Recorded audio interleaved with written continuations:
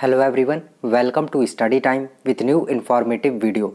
आज हम यहाँ पर उत्तर प्रदेश सचिवालय के आरओ एवं इलाहाबाद हाई कोर्ट के आरओ के बारे में जानने वाले हैं कि इन दोनों में अंतर क्या है, इनके योग्यता में क्या अंतर है, सिलेबस में क्या अंतर है, वेतन क्या है, इनके कार्य क्या हैं और पावर किसमें कितनी ज़्यादा है। इलाहाबाद हाई कोर्ट के आरओ में पावर ज़्यादा है या फिर जो आपका सचिवालय का आरओ है इसमें पावर ज़्यादा है।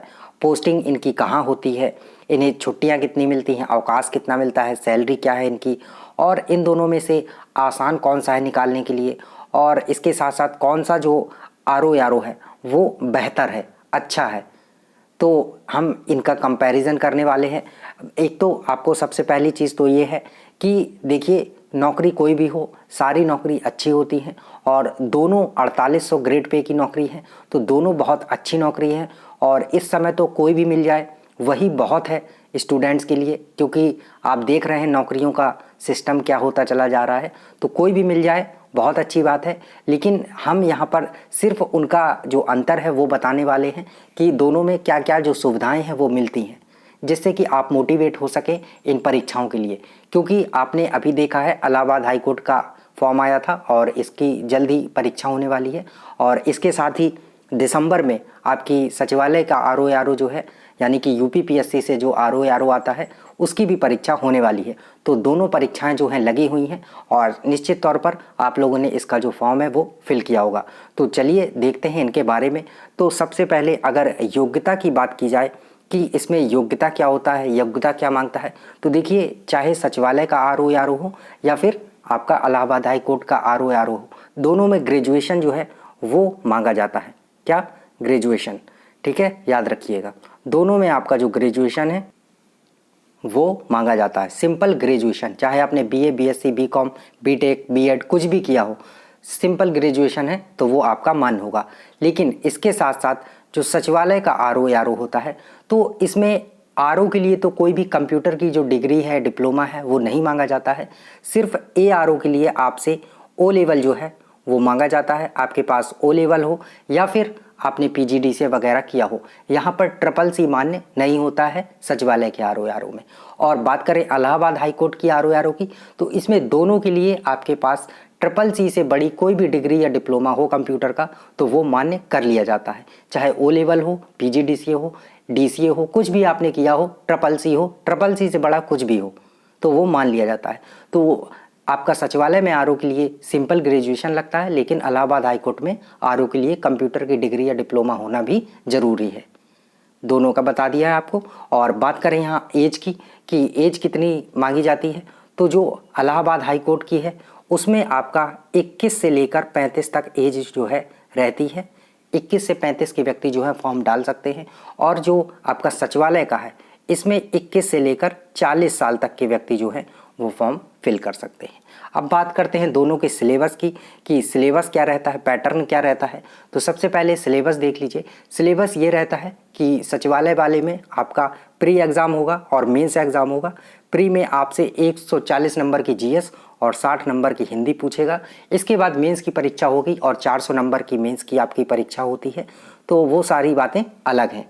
मेंस की परीक्षा होती है, उसमें 120 नंबर की जीएस आएगी, 60 की हिंदी आएगी और 100 नंबर की फिर लिखित हिंदी आएगी और फिर निबंध आएगा 120 नंबर का। ये सारी चीज़ें रहती हैं मेंस में। टोटल आपका 400 में से फिर जो कट ऑफ है वो बनता है। और बात करें अगर इलाहाबाद हाई कोर्ट की, तो इसमें प्री एग्ज़ाम आपका 200 नंबर का होता है और 50 नंबर की टाइपिंग होती है। ठीक है, तो 250 नंबर का कह सकते हैं। तो जो 200 नंबर का होता है इसमें आपसे कंप्यूटर, हिंदी और इंग्लिश 50 नंबर की पूछी जाती है, 100 नंबर की आपसे जीएस पूछी जाती है। तो ये सारा जो सिलेबस है ये इलाहाबाद हाई कोर्ट का है। और 140 नंबर और 60 नंबर की हिंदी, ये सारी चीज़ें सचिवालय में पूछी जाती हैं। और यहाँ पर अगर बात करें पैटर्न की क्या रहता है, तो पैटर्न आपको बता दिया है कि इसमें आपका प्री होगा, मेंस होगा और फिर फाइनल रिजल्ट मेंस के आधार पर निकाला जाएगा।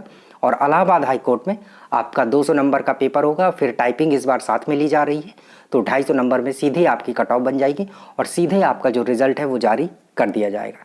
अब बात करते हैं मेन चीज़ की, जो कि सारे स्टूडेंट जानना चाहते हैं, सैलरी कितनी है। तो देखिए, आरओ की 4800 ग्रेड पे दोनों जगह है और ARO का 4600 ग्रेड पे दोनों जगह है। तो सैलरी की अगर बात करें तो लगभग लगभग दोनों जगह सेम सैलरी है। और सैलरी कितनी पड़ती है, तो आरओ की जो सैलरी है वो लगभग 66,000 जो है वो भत्ते वत्ते सारे मिला के पड़ जाती है। और एआरओ की जो सैलरी है वो 61,000 के समथिंग पड़ जाती है। तो ये दोनों जगह पढ़नी चाहिए। लेकिन इलाहाबाद हाई कोर्ट में सैलरी थोड़ी सी बढ़ जाती है, क्योंकि यहाँ पर एक दो जो भत्ते हैं वो एक्स्ट्रा मिल जाते हैं। इस वजह से जो इलाहाबाद हाई कोर्ट की सैलरी है वो 67,000 तक पहुँच जाती है, और ये 62,000 के समथिंग पहुँच जाती है। तो 67-68,000 के लगभग पहुँच जाती है। एक दो भत्तों पर वो निर्भर करता है, तो 1,000 रुपये आगे हो जाता है इलाहाबाद हाई कोर्ट में। बाकी आपको पता है ग्रेड पे सेम है, तो सारी चीज़ें सेम रहती हैं, बस भत्ते की वजह से थोड़ा सा अंतर पड़ता है। और सैलरी तो आप देख ही रहे हैं कि कितनी बढ़िया है, जिसके लिए आप इतने ज़ोरदार तरीके से मेहनत करने में लगे हुए हैं। अब बात करते हैं कि इनका कार्य क्या होता है।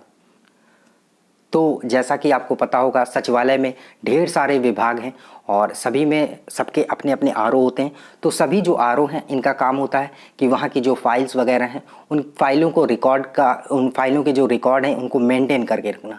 और सेम चीज़ इलाहाबाद के हाई कोर्ट के जो आरओ होते हैं, इनका भी काम होता है फाइलों का जो रिकॉर्ड है इनको मेंटेन करना और सारी चीज़ें अच्छे से करना। तो कार्य में तो कोई खास वैसा नहीं है, दोनों का काम फाइलों से रिलेटेड ही रहता है। फाइलें कौन सी कहाँ गई है, सचिवालय में देखना पड़ता है आरओ को कि कौन सी फाइल कहाँ गई है, किस विभाग में गई है। और जो एआरओ रहता है वो फाइलों के अंदर देखता रहता है, एंट्री करता है, ये सारी चीज़ें। तो फाइलों से रिलेटेड काम रहता है। फाइल और जो रिकॉर्ड रहते हैं उन्हें मेंटेन करने का काम दोनों जगह रहता है, सचिवालय में भी और वहाँ पर भी। अगर आप ऐसा वैसा कोई काम सोच रहे थे कि बहुत वैसा काम होगा, तो वैसा कोई काम नहीं है, सिंपल सा काम है। फाइलों को, रिकॉर्ड को, जो भी फाइल आई गई, ये सारे रिकॉर्ड मेंटेन करने का काम दोनों जगह होता है। अब बात करते हैं पावर की, कि सचिवालय का जो आरओ है इसकी पावर ज़्यादा होती है या फिर इलाहाबाद हाई कोर्ट का जो आरओ है इसकी पावर जो है वो ज़्यादा होती है। तो अब इसमें तो आप स्वयं देख सकते हैं कि एक तो आप इलाहाबाद हाई कोर्ट में बैठे हैं और दूसरा प्रदेश की सर्वोच्च संस्था जो है क्या, सचिवालय, वहाँ बैठे हुए। तो पावर कहाँ ज़्यादा होगी आप समझ ही रहे हैं। तो इसमें तो शायद बताने की ज़रूरत नहीं है कि जो सचिवालय में होगा उसकी जो पावर है वो थोड़ी सी ज़्यादा होगी। हालांकि ये नहीं है कि यहाँ इलाहाबाद हाई कोर्ट में पावर नहीं है, कम है, कम कहीं पर भी नहीं है। लेकिन सचिवालय में आप एक रुतबा रहता है कि, और बताने में भी अच्छा लगता है। आप किसी से बताएंगे कि हाँ हम लखनऊ में सचिवालय में हैं, तो आप समझ ही रहे हैं एक अलग ही भौकाल रहता है बताने का भी। तो अगर आप सचिवालय में हैं तो निश्चित तौर पर आपकी जो पावर है वो ज़्यादा रहती है जो इलाहाबाद हाई कोर्ट आरओ है इससे। ठीक है, अब बात करते हैं कि पोस्टिंग क्या है। तो पोस्टिंग जो है आपकी सचिवालय, आपको पता है कि सिर्फ लखनऊ में है। तो ये जो आरओ होते हैं इनकी पोस्टिंग सिर्फ और सिर्फ लखनऊ में होती है। और इलाहाबाद हाई कोर्ट की एक खंडपीठ लखनऊ में है। तो इलाहाबाद हाई कोर्ट आरओ के जो आरओ हैं ये तो इलाहाबाद में रहेंगे या फिर लखनऊ खंडपीठ में। तो ये इन दोनों जगह इनका ट्रांसफ़र भी होता रहता है। अगर आपको चाहिए कि नहीं हमको लखनऊ जाना है, तो अगर जगह खाली होगी तो आपका ट्रांसफ़र जो है लखनऊ भी कर दिया जाएगा, या फिर जो लखनऊ में होगा वो इलाहाबाद भी आ सकता है। अब बात करते हैं अवकाश की, कि छुट्टियाँ कितनी मिलती हैं, कितनी जो है छुट्टी मिल जाती हैं, कितने अवकाश मिल जाते हैं और किस में ज़्यादा मिलते हैं। तो देखिए, अवकाश की अगर बात करें तो सारी जो छुट्टियां होती हैं, स्टडी लीव हो या जो भी लीव है, सारी लीव को मिला के अगर छुट्टियों की बात की जाए कि किस में ज़्यादा छुट्टियां मिलती हैं, तो बाकी जो दोनों विभाग हैं आपका, इलाहाबाद हाई कोर्ट या फिर सचिवालय, दोनों जगह जो छुट्टियां वगैरह हैं वो समान रूप से वैसे ही मिलती हैं, सारी लीव वगैरह सब सेम ही रहती हैं। बस इलाहाबाद हाई कोर्ट में जैसा कि आपको पता है कि विंटर वेकेशन होता है, समर वेकेशन होता है, तो इसमें जो कुछ दिन की छुट्टियाँ हैं वो इन्हें एक्स्ट्रा मिल जाती हैं। तो इस वजह से कह सकते हैं कि इलाहाबाद हाई कोर्ट में छुट्टियां थोड़ी सी ज़्यादा मिल सकती हैं सचिवालय की अपेक्षा। अब देखते हैं कि ये सारी चीज़ें आपको बता दी हैं, योग्यता, सिलेबस, वेतन, कार्य, सारी चीज़ें आपको बता दी हैं। और सिलेक्शन का प्रोसीजर भी आपको बता दिया है कि इलाहाबाद हाई कोर्ट में 200 नंबर का होगा प्री, और इसके बाद टाइपिंग और सीधा फाइनल सिलेक्शन। और आपका जो सचिवालय का होगा तो इसमें पहले आपका प्री होगा, फिर मेंस होगा, मेंस में भी रिटन होगा। तो आप समझ सकते हैं कि कौन सा इजी है और कौन सा कठिन है। तो अगर आसान की बात करें कि कौन सा पेपर निकालना आसान है, हालांकि देखिए दोनों अपने अपने स्तर पर ठीक हैं। और इलाहाबाद हाई कोर्ट की कट ऑफ भी काफ़ी अच्छी जाती है क्योंकि वैकेंसी थोड़ा कम आती है। तो देखिए, अगर आसानी की बात की जाए तो देखिए इसमें केवल एक ही लेवल है इलाहाबाद हाई कोर्ट में कि एक ही लेवल है और आप सीधे 4800 ग्रेड पे या 4600 ग्रेड पे सीधे समीक्षा अधिकारी या सहायक समीक्षा अधिकारी बन जाएंगे। लेकिन अगर सचिवालय की बात की जाए तो पहले आप प्री निकालिए, फिर मेंस निकालना है और उसमें लिखना भी है, तो ये सारी चीज़ें। फिर ARO का अगर आपका सिलेक्शन होता है तो फिर उसमें टाइपिंग भी करनी है, हिंदी टाइपिंग होती है, इलाहाबाद हाई कोर्ट में इंग्लिश टाइपिंग होती है, तो ये सारी चीज़ें। तो दोनों में अगर बात की जाए तो इलाहाबाद हाई कोर्ट ज़्यादा आसान है निकालना इसकी अपेक्षा, सचिवालय की अपेक्षा। लेकिन अगर बात की जाए दोनों में जॉब कौन सी अच्छी है, तो जॉब दोनों ही अच्छी हैं, क्योंकि आप जिस चीज़ के लिए जॉब कर रहे हैं वो है ये। अब आप समझ गए होंगे ये क्या लिखा है, तो इसके लिए आप जॉब कर रहे हैं। और भले ही आप कुछ भी सोचिए लेकिन ये तो चाहिए ही आपको, बिना इसके तो आप नहीं करेंगे।